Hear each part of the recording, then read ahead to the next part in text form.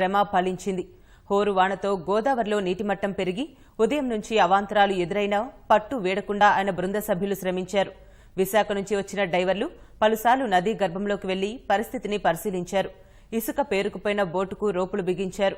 అనంతరం ధర్మాడి బృందం అతి కష్టం మీద బోటును నీళ్లలో నుంచి బయటకు తీశారు. కాసేపట్లో పడవను ఒడ్డుకు తీసుకురానున్నారు.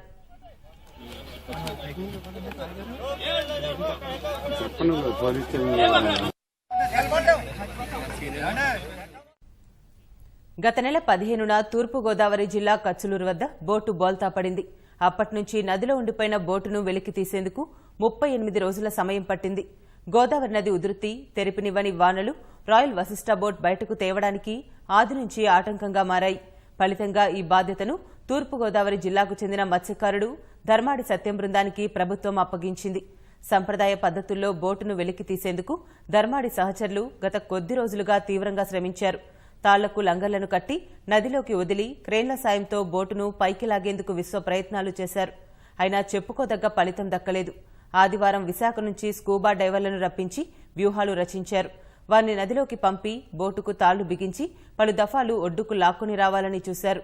బలంగా ఇసుకలో కూరుకుపోవటం వల్ల కొన్ని బోటు భాగాలు మాత్రమే సోమవారం ఒడ్డుకు చేర్చగలిగారు. ఇవాళ మరింత శ్రమించి మిగతా బోటును వెలికి తీశారు.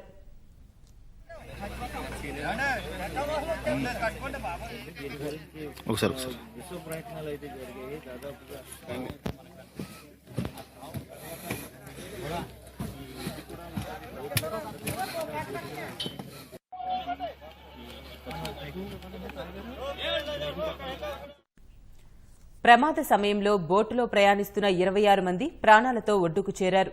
ఈ దుర్ఘటనలో మరణించిన 39 మంది మృతదేహాలను ఇప్పటి వరకు వెలికితీశారు. మరో 10 మందికి పైగా ఆచూకీ దొరకటం లేదు. వారిలో కొందరి మృతదేహాలు బోటులో ఉండొచ్చని అధికారులు భావిస్తున్నారు.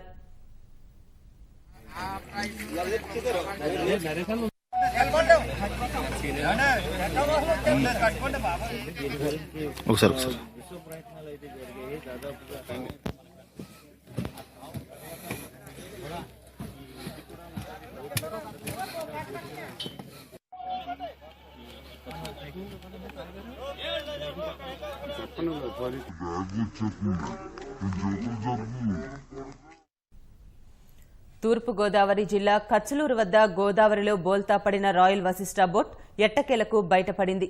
ధర్మాడి సత్యం బృందం సుదీర్ఘ శ్రమ ఫలించింది.